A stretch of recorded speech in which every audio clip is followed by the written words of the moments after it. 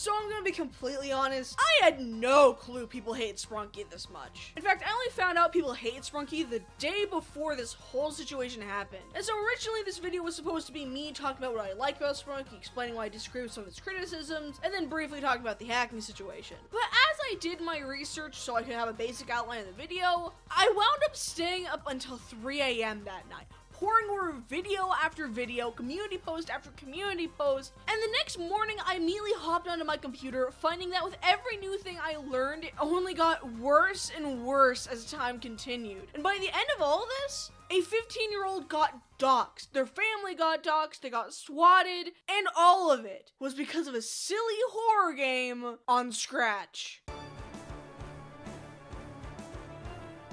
So for the people who are watching this in like a year from now on another monitor and have no idea what a Sprunki is a fan game created inspired by a strong passion for Incredibox, where you can create music through the use of beatboxing characters represented by a variety of colors and hats. The game was created by Nyanko BF, a 15-year-old Scratch developer who really wanted to make their own take on Incredibox like many other mods before it. However, while making the mod, they want to do something different. Now, a massive misconception I've seen is that Sprunki is a mascot horror game. However, this is incorrect, as the game is actually combined with fake-out horror. I don't want to go into some massive rant about the difference between the two, but with mascot horror, think Poppy Playtime, FNAF, or Bendy, and with fake-out horror, think Can Your Pet, Scary Maze Game, or Doki Doki Literature Club. If I'm being honest, it feels like mascot horror is becoming a code word for horror game with a story that I don't like these days. Point is, to make it stand out, they combined Incredibox with the fake-out horror genre. As the player goes through the various beatboxing choices, making their way to the end, Black Hat Beatboxer causes the game to switch to a horror aesthetic. In doing so, you are given access to a remixed version of all 19 beatboxers, switching from more upbeat instruments to tonally more intense sounding ones. Whereas the normal mode creates songs good for an overworld theme that you can bob your head to,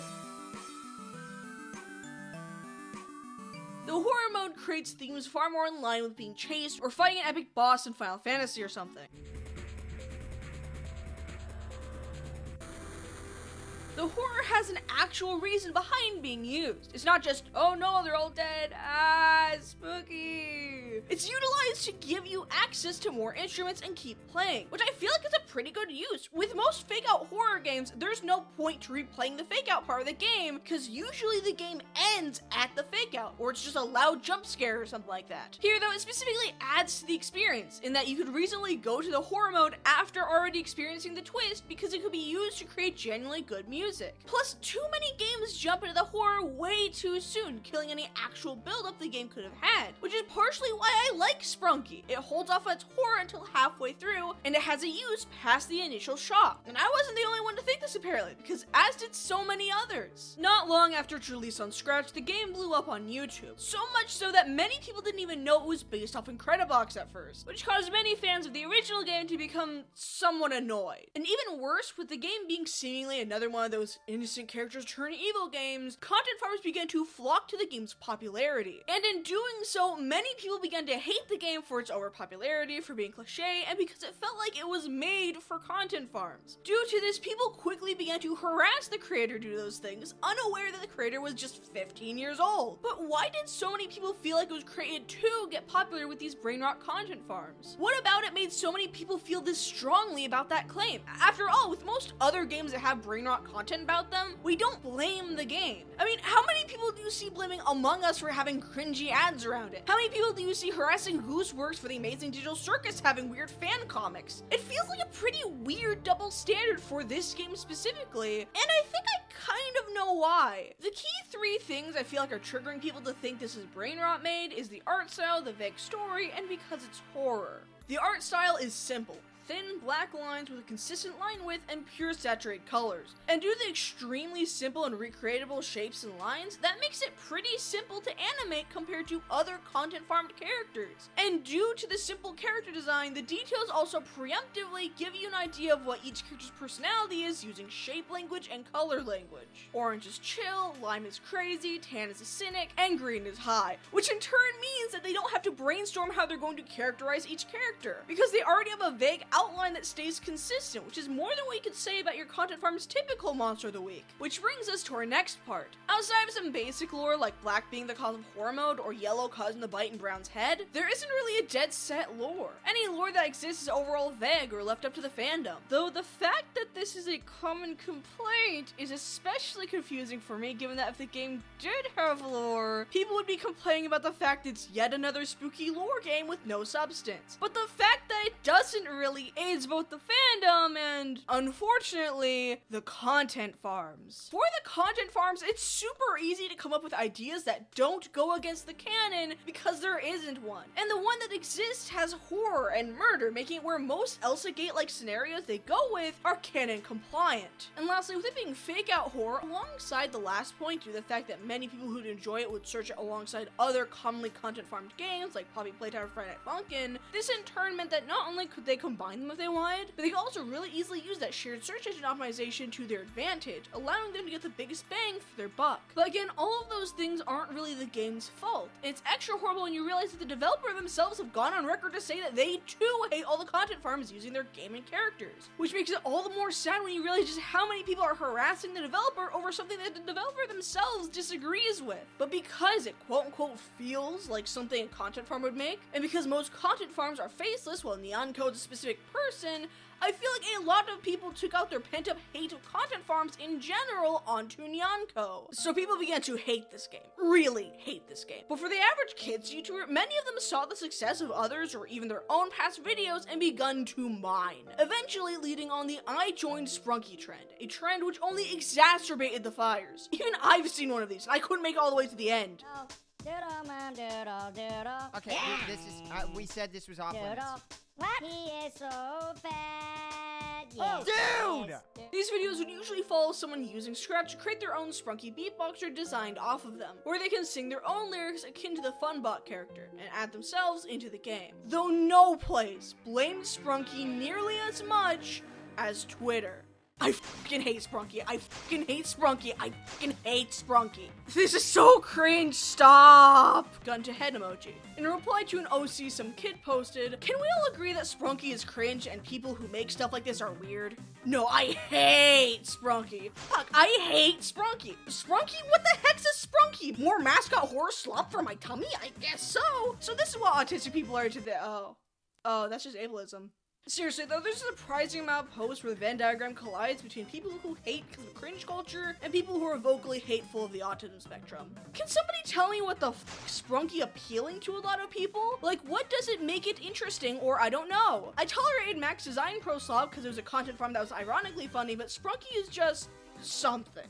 So basically you had people who were neutral and or liked Sprunki, and you had people who were very against Sprunki because cringe culture apparently didn't die with DeviantArt. But this hate eventually culminated into something really bad.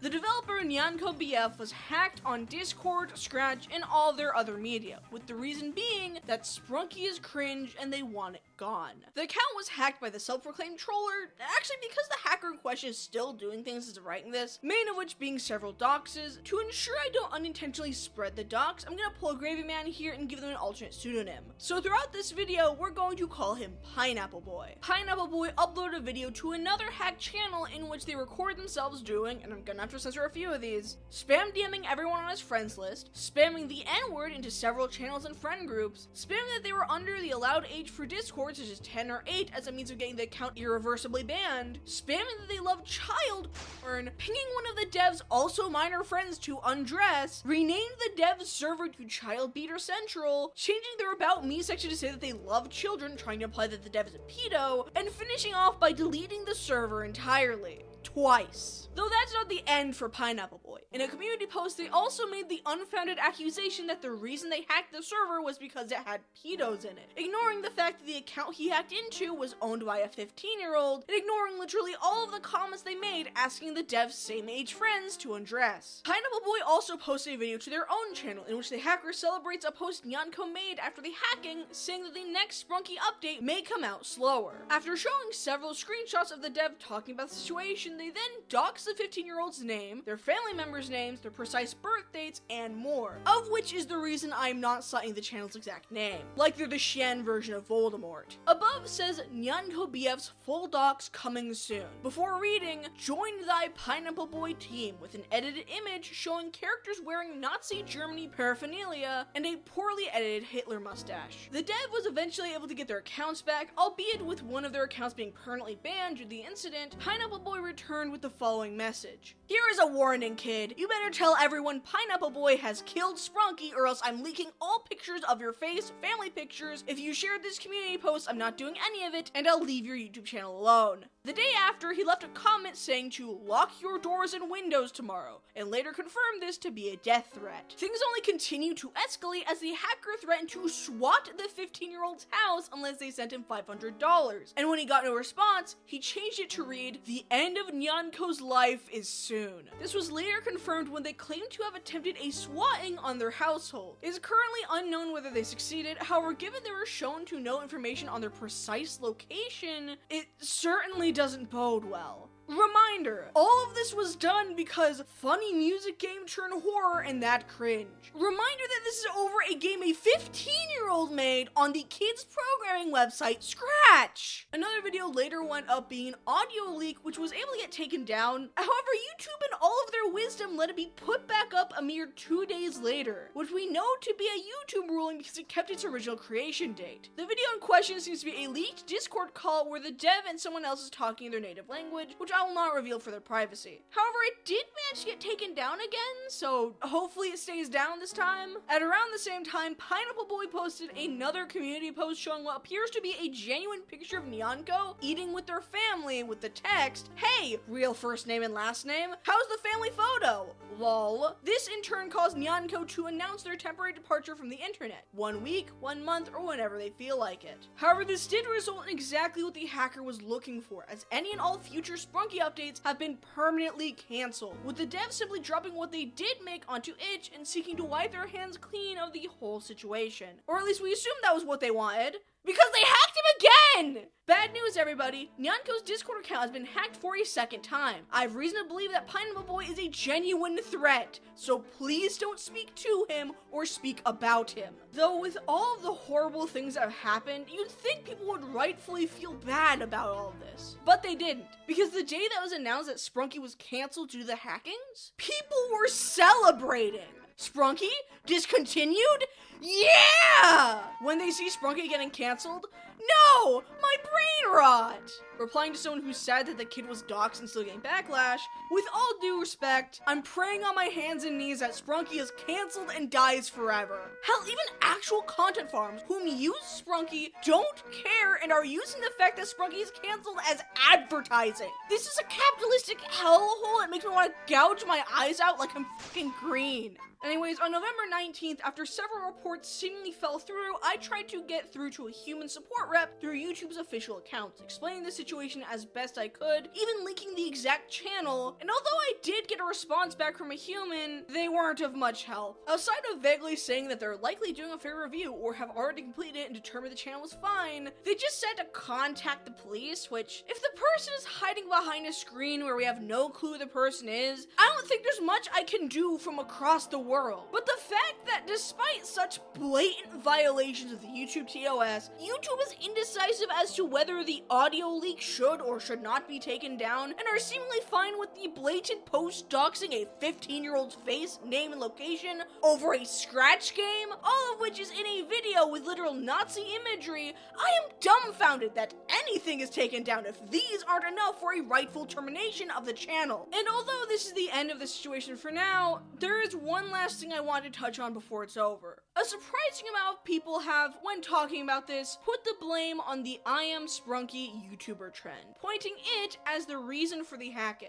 It's not. It's not, and I'm tired of people pretending that it is. It certainly aided in the hate the game got, and people cringed at those videos, sure, but nobody hated Sprunki because other people modded it. The person who hacked Nyanko did it because it was labeled by the Internet Supreme Court as cringe, and thus they wanted to do themselves a little trolling and eradicate it and its creator from the face of the planet. If LinkyBox or Tyler and Snowy or Afmao didn't make that video, it wouldn't have changed a goddamn thing, and they know it. The culprit wasn't the YouTubers, it was the fact that people still run off of high school popular kids logic, where anything cringe has to be evaporated from the face of the earth, must be harassed and attacked until they can't leave their homes, and must be gone because they can't just click the little X in the corner. So go be nice to someone.